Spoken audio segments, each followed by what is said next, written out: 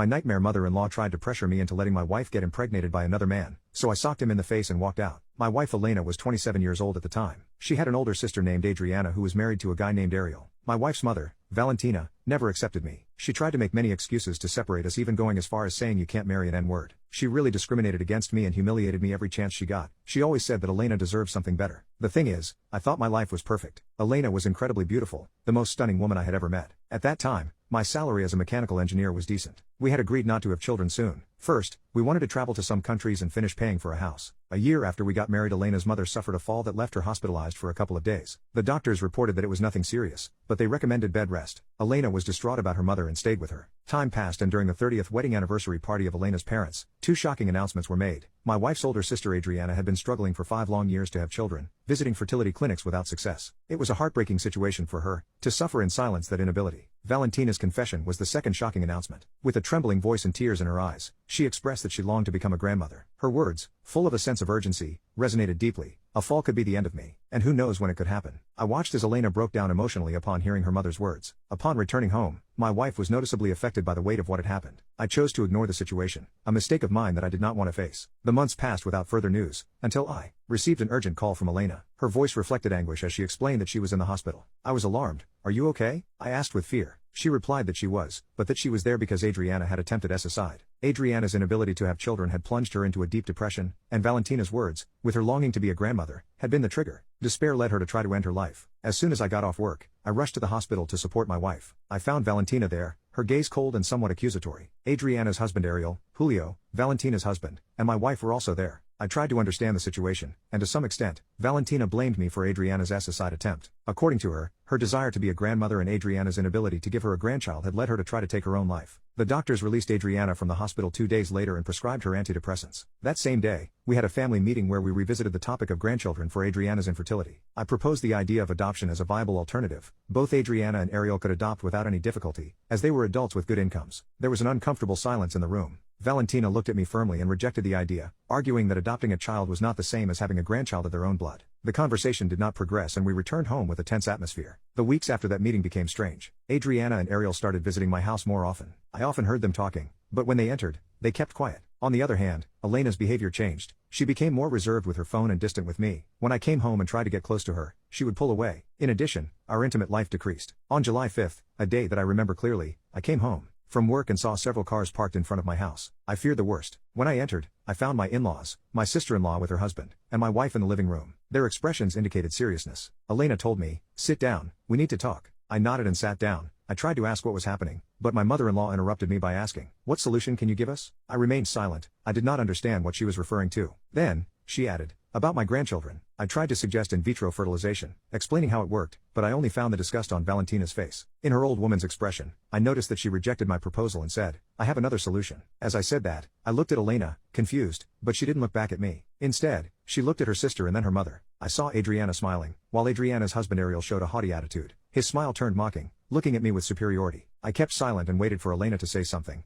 but she didn't speak, prolonging the silence. Suddenly, Elena shouted at me, "Idiot, say something." I didn't understand and kept silent. Then, my mother-in-law tried to calm Elena down, speaking with a certain elegance. "As you know, dear, Adriana has been cursed with the impossibility of giving us grandchildren, that joy of motherhood that she cannot experience." Elena interrupted and explained that they had analyzed options, mentioning the risks of surrogacy, the possible genetic and hereditary problems that could arise generations later. Then, Ariel added that surrogacy was expensive and that they could not afford it, in addition to the expenses that the baby would require. "So, what do you propose?" I asked. My mother-in-law's evil answer left me speechless. "Since you refuse to have children, Elena will become pregnant with Ariel." I swallowed hard, unable to utter a word, hoping it was a joke. However, my mother-in-law continued speaking. "We understand that you don't want to take care of the baby. Don't worry, when it is born, we will register it in the name of Adriana and Ariel." Then she mentioned, "Children are not products, they are not made in a laboratory, they must be conceived with love, the fruit of a couple." She explained a series of religious arguments, citing the church's prohibition and her desire to prevent her grandchild from being condemned to hell. Before my mother-in-law could continue, I stood up abruptly and shouted, "No way." I don't usually raise my voice, but I did on this occasion. "Elena, what do you want to tell me?" I asked my wife. I saw her expression change between confusion and fear. My mother-in-law looked at me defiantly, trying to explain to me, apparently thinking that I would not react this way. Ariel approached me, trying to put his hand on my shoulder, and I said, "Don't touch me." I was really upset.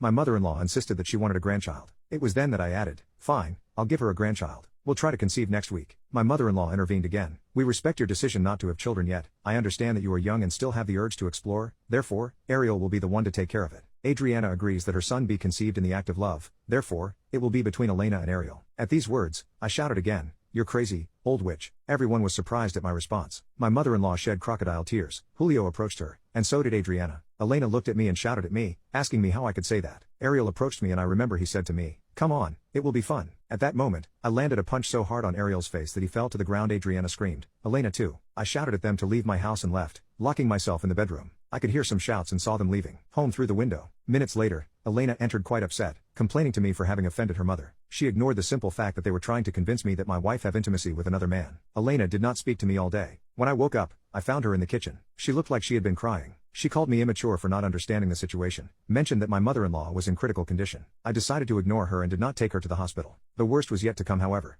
Update: my nightmare mother-in-law tried to pressure me into letting my wife get impregnated by another man, so I socked him in the face and walked out. I returned home at night after having spent the day with my best friend Abraham. He suggested that it would be a good idea to leave the city with my wife, so we would not be so close to her family. When I arrived home, I saw Elena sad. She had been crying. She told me that her mother was hospitalized and in critical condition. I told her that didn't care. She told me that her mother only wanted a grandchild. I mentioned that she could wait a year more, but she said, "You don't understand. Adriana is still depressed. I fear she will attempt suicide again." I kept silent and said, "Okay, we can try to have a child soon." She looked at me happy, smiled, told me it was okay, that we would try, and left. The days passed without incident, except for a change in Elena's attitude. Now she didn't hide her phone and looked at me happily. Her mother apologized to me, said she understood my decision. According to medical orders, she should not be stressed or angry. I was surprised. I didn't expect that from that woman. Elena became more affectionate with me. I recognized that those months were quite interesting, but there was something that I found strange. I didn't know what it was, but it was strange. 6 months later, I can say that I was more in love with Elena. I didn't know how, but somehow I managed to give her what she asked for. If Elena wanted a new TV, I bought it for her. If Elena asked for a day at the spa, I gave it to her. Somehow at that time, everything Elena did or said became my priority, and I did it to see her happy. I knew that my words and my attitude had hurt her, and I wanted to see her happy. My mother-in-law Valentina no longer insisted on having grandchildren and Adriana seemed to be better. I was happy for them,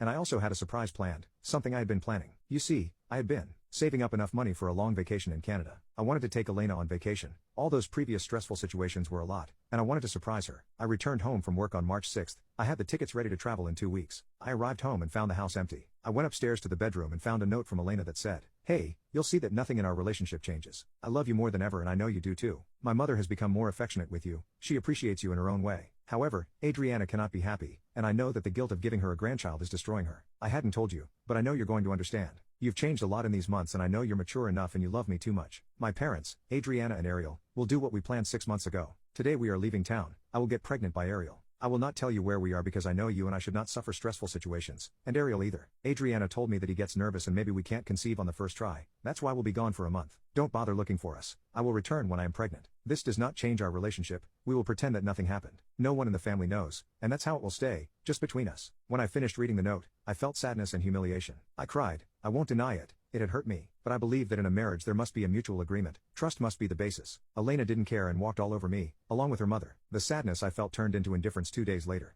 I understood one thing that I didn't know: the persuasion techniques of some people. Both Elena and her mother persuaded me to try to see myself as the husband who obeys everything and forgives, but even this I would not do. I would not let them walk all over me. I drove to Elena's parents' house, and as the note said, they were not there. I returned home, annoyed and humiliated. I told Abraham the situation. He gave me his support. We had a couple of beers, and he asked me what I would do. I didn't know how to answer and I just said nothing. I tried to call Elena. I was surprised to discover that she had left her phone at home. I knew she had done it on purpose. She always charged it. I checked the cell phone and the conversations and messages with her family were normal. There was nothing. That weekend did nothing but increase my hatred for her and her family. In short, my wife was cheating on me with her brother-in-law repeatedly because he was nervous and could not conceive, which is nonsense, in my opinion. I came up with a plan. I took tickets to go to Canada, packed all of my things. I had enough money saved to live for 3 months. In addition to that, I sold my car and asked Abraham for a loan. I told him I was going to Canada and I would never come back. He said it was okay. I just asked him to keep me in touch about what happened. I took Elena's phone and left. I quit my job and asked that they not contact me again, including my wife. In my 3rd week in Canada, there was a WhatsApp notification on Elena's phone.